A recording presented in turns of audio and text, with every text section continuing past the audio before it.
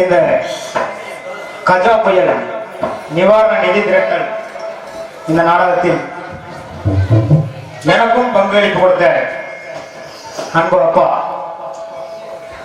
காரைக்குடி சங்க தலைவர் பாலாகான காந்தியப்பா அவர்களுக்கும்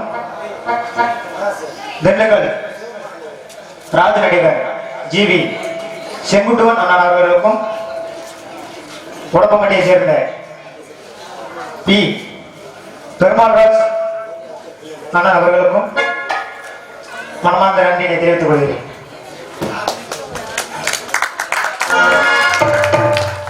ஹலோ. கஜா புயல் நிவாரண நிதியாக சட்டமே மீற மாட்டோம். நம்பிராஜன் வந்து நம்பிராஜன் பகுதியில் வந்திருக்கோம். அவ்வளவுதான் மாறுபடுத்தி வந்திருக்கீங்களா? நீங்கள் பேச வசனமாக அடியன் பாட. அப்படியா? ஆமா. இசைக்குழுவில தயாரா?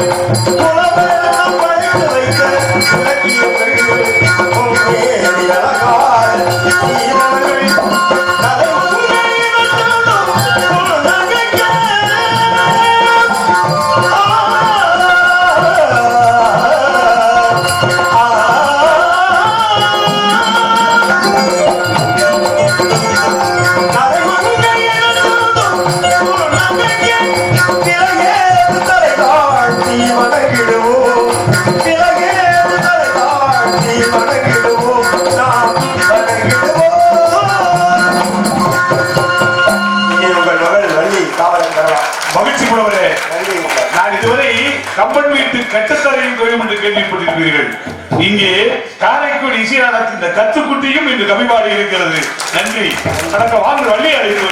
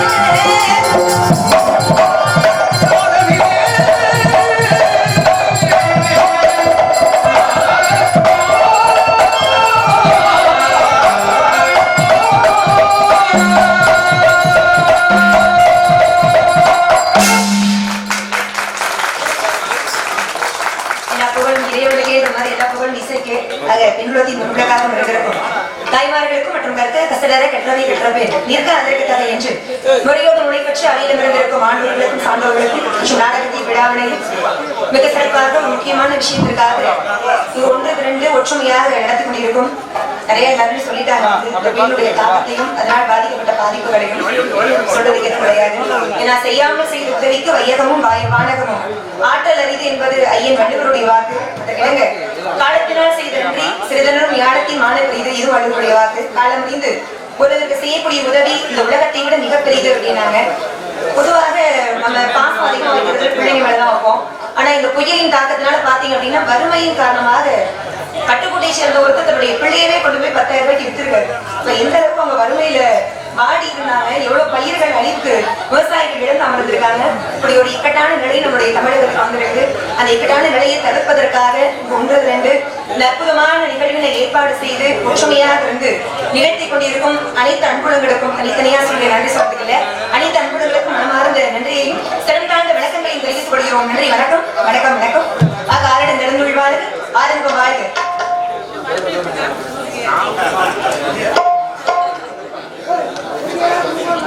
இசைக்குழுவினரை பாராட்டி தெரியல. ஆமா, எங்களுடைய ராஜ நடிகைகளுக்கெல்லாம் முன்னோடியாக திகழக்கூடிய பேருக்கும் அதுக்கு சம்பந்தமே இல்லாம நிறைய பேர் வச்சா ரொம்ப சம்பந்தத்தோடு இருக்கக்கூடிய பேரு அப்படின்னு நான் நேர்ல பார்த்ததுல எல்லாரும் சொல்லி கேள்விப்பட்டிருக்கேன். அப்படிப்பட்ட அன்புமா சிறந்த முன்னாள் ராஜ நடிகை ஆர்.எம். தமிழ்ச்செல்வி அம்மா அவர்கள் சார்பாக இசைக்குழுவினை பாராட்டி அன்பளிப்பு வழங்கி பெருமைப்படுத்தியுள்ளார்கள். ஆமா, அவங்களுடைய ஆசீர்வாதம் எப்பொழுதுமே எங்களுக்கு வேணும். பொதுவாக தென் மாவட்டங்கள்ல தான் ஒரு சில இடங்கள்ல வந்து நாடகம் நடக்குது. அதுல ரொம்ப முக்கியமா நம்மளுடைய வடிதம் நாடகம் தான். இந்த நாடகம் வந்து அதற்கு காரணமே ரசிகர்களாகி நீங்க தான். நாடகத்துல இது மட்டும் கிடையாது. இன்னும் எத்தனை காலங்கள் வந்தாலும் எவ்வளவு விஞ்ஞானங்கள் பெருகினாலும் எந்த காலத்திலேயும் நாடக கலைக்கு அழிவே வந்துடாது.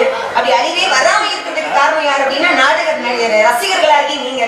ஒருவேளை நாடக கலை மழியுது, அது அழியுது அப்படின்னா அதுக்கு காரணம் யாரா இருப்பாங்க அப்படின்னா நடிகர்களாகிய நம்மெல்லாம் இல்ல, நம்மள ஒரு சில பேர் அந்த மாதிரி கொண்டு போய் விட்டுறக்கூடாது அப்படின்னு வேண்டிக்கிட்டு ஆகாரிடம் பிறந்தொழிவாழ் ஆறுமுக வாழ் வெப்பை குருசை தனிவேழ் வாழ் குக்குட வாழ் செப்பை அடியறைய மங்கை வாழ் ஆணைந்த நடுங்கு வாழ் மாறெல்லாம் தேவையாளி வாழ்க வாழ்விசர் அடியார்கள் எல்லாம் என்று மிருகப்பெருமானை சண்முகனை சரவணனை புகனை குருவரனை வேடவனை ஷடாட்சரனை கந்தனை கடம்பனை காட்டீகனை எத்தனை திருநாமம் அப்பேற்பட்ட முருகனை வணங்கி வழிபாடு செய்துவிட்டு அதன் பிறகாக என்னுடைய தந்தை சொல்லி சந்திக்க வேண்டும். ஆனா நான் வர்றதுக்கு முன்னாடி அப்பா வந்து எனது வாழ்க்கைக்கு வழிகாட்டிய எனது அக்கா அவர்களுக்கு எங்கள் இசைக்குழுவின் சார்பாக நன்றி.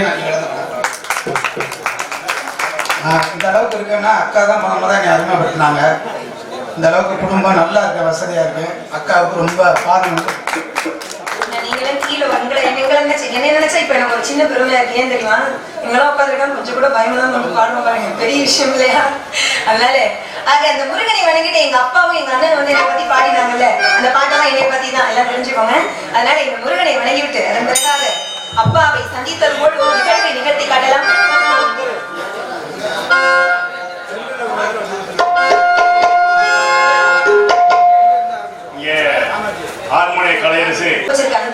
சொன்னாங்க இந்த உலகத்துல பொறுமையும் சலிப்புத்தன்மையும் யாருக்கு அதிகமா இருக்கு அவங்களுக்கு தான் கடவுளுக்கு அவங்கள தான் முடியுமா. இந்த உலகத்துல யாரெல்லாம் நன்றி மறக்கிறாங்க, நம்பிக்கை துரோகம் பண்றாங்களோ அவங்களுக்கு எல்லாம் கடவுள் கண்டிப்பாக தண்டனை கொடுப்பாராம். இல்ல அந்த இடத்துல அழுத்தவே பாக்குறீங்களா? இல்ல அவர் பெரிய ஒரு கொடுமையான ஒரு விஷயம், அதுக்காக சொன்னேன். சரி இருக்கட்டும், முருகன் வணங்கிட்டு அழகான பழனி மழை ஆண்டவா உன்னை கண்டிடமும் பாட வந்தேன் வீரவா.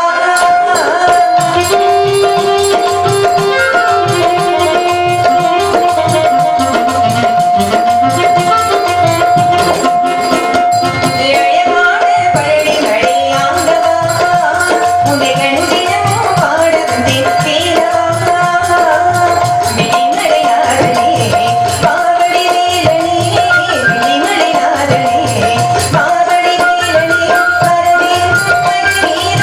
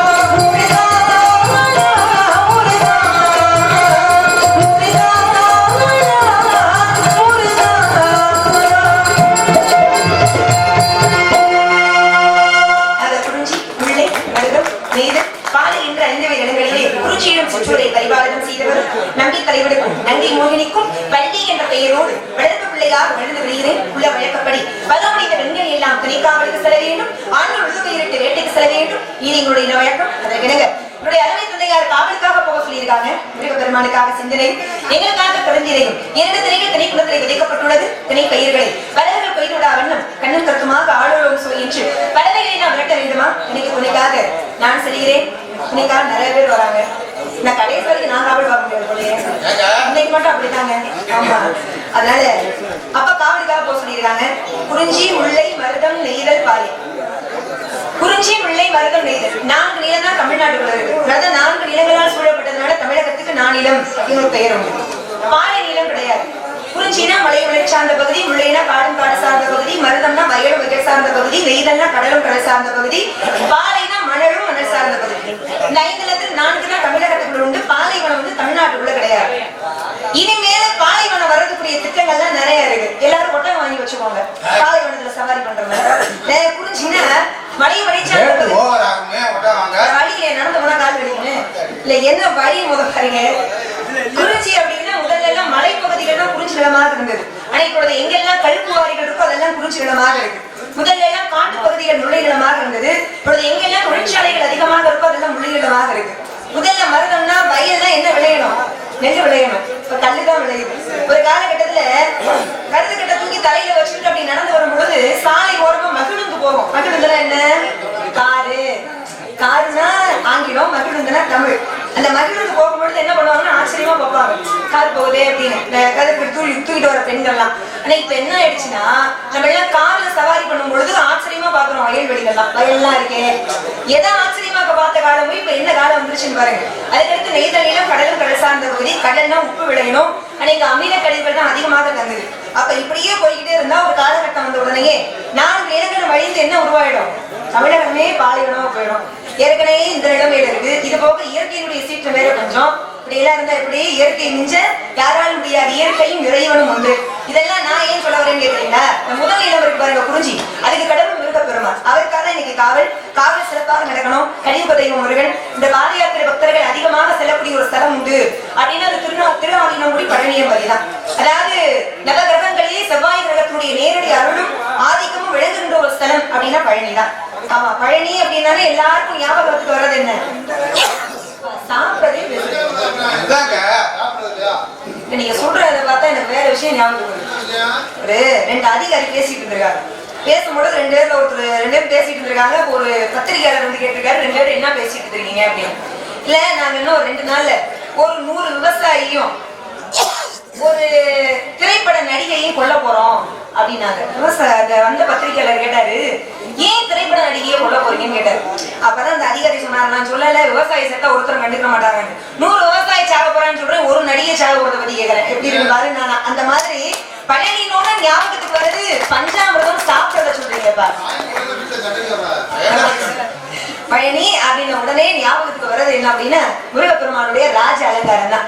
ஏன் பழனி அப்படின்னாலே இங்க இருந்து பாத யாத்திரை போகக்கூடிய பக்தர்கள்லாம் ஆண்டி குளத்துல முருகனை பார்க்க விரும்பவே மாட்டாங்க. காத்திருந்து ராஜ அலங்காரத்துல இருக்கக்கூடிய முருகனை பார்த்துட்டு வரணும் அப்படின்னா ரொம்ப ஆசைப்படுவாங்க. அங்க அவருடைய கோணமே ஆண்டி குளம் தான். அவர் ஆண்டி தான். ஆனா பக்தர்கள் வேண்டக்கூடிய வரத்தெல்லாம் அள்ளி கொடுக்கக்கூடிய தெய்வம். ஆண்டியா இருக்கும் பொழுது என்ன அணிஞ்சிருப்பார்? கோவண துணி அணிஞ்சிருப்பார். ரொம்ப பேர் கோமணம்ன்றாங்க. தமிழ்ல அது கிடையாது. கோவணம் அதுதான் சரி. கௌபீனம் என்பது வடமொழி பேரு, கோவணம் என்பது சுத்த தமிழ் பேர். கோவணம் அணிஞ்சிருக்கிறதுக்கு என்ன காரணம்? ராஜ அலங்காரம் இருக்கக்கூடிய முருகன் கோவண துணியோட காட்சி கொடுப்பதற்கு காரணம் என்ன? எப்பேற்பட்ட ராஜனா இருந்தாலும் இறந்து போகும்போது ஒட்டு கோவணம் துணி கூட வராது அப்படின்ற தத்துவத்தை ஒவ்வொரு தனி மனிதனும் உணர்ந்து வாழ வேண்டும் அப்படின்றதுக்காக. இன்னொரு விஷயம் என்ன அப்படின்னா செல்வத்திற்கு அதிபதி மகாலட்சுமி. இந்த மகாலட்சுமியை வணங்கி செல்வத்தை மீண்டும் பெற்றுக்கொண்ட ஸ்தலம் இது அப்படின்னா திருநாவினங்குடி. செல்வத்துக்கு அதிபதியா இருக்கக்கூடிய மகாலட்சுமிக்கே அருள் கிடைச்சிருக்குன்னா நமக்கெல்லாம் எவ்வளவு அருள் கிடைக்கும். அப்படி அருள் விளங்கக்கூடிய ஞான பண்டிதனாக முருகன் அருளக்கூடிய ஸ்தலம் பழனி. அப்படிப்பட்ட முருகனுக்காக இந்த காவல் சிறப்பாக நடக்கணும். சிறப்பாக நடப்பதற்காக இந்த உலகத்தையே கட்டி ஆளக்கூடிய உமையன்னை ஆதிபராசக்தி உலகத்தை இன்ற பின்பம் கண்ணி என்ற நாமம் பெற்ற அம்பாவை வணங்கிவிட்டு அதன் பிறகாக சந்திக்க முடியாது. ஆயிரம் இதழ் கொண்ட தாமரை பூ எங்கள் தேவி முகம்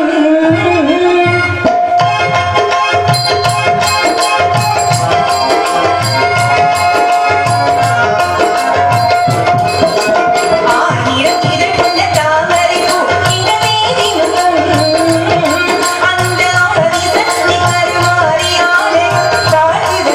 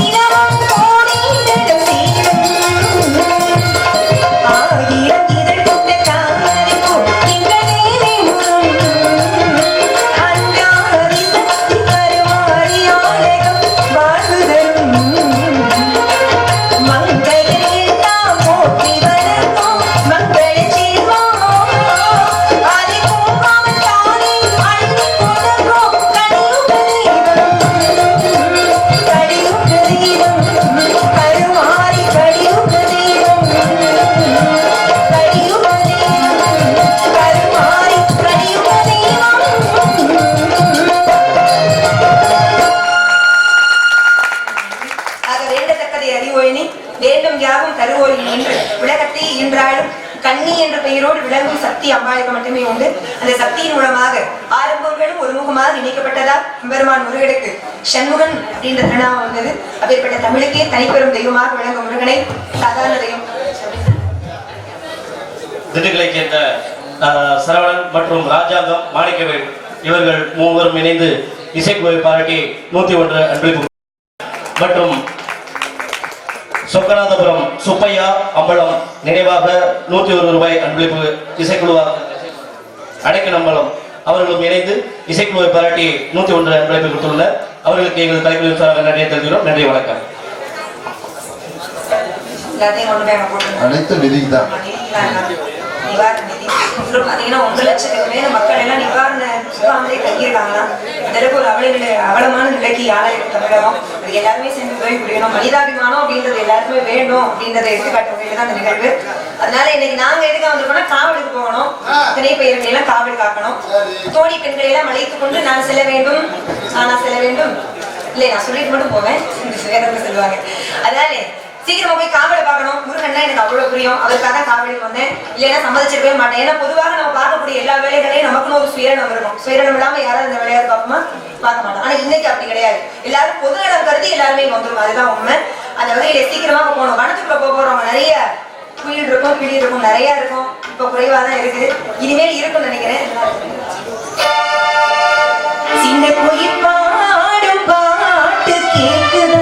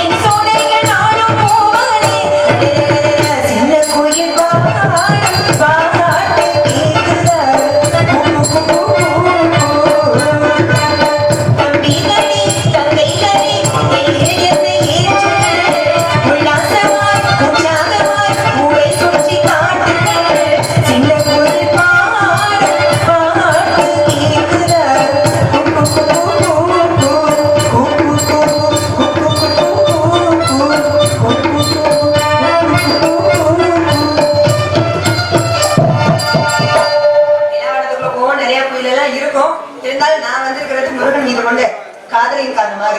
நீங்க காலையில யாரையாவது கேட்டா வேற யாரையாவது விரும்புறேன்னு சொல்லுவீங்க. நான் எப்ப கேட்டாலும் சரி, எத்தனை வருஷம் கழிச்சு கேட்டாலும் சரி, முருகனை தான் விரும்புறேன்னு சொல்லுவேன். அவர் தானே விரும்புறேன் அப்படின்னா அதனால அவருக்கு தூத அனுப்பணும். அவருக்கு ஏற்கனவே கல்யாணம் ஆயிருக்கு, நீங்க எதுக்கு 2ஆம் தரமா போகணுங்கிறேன்.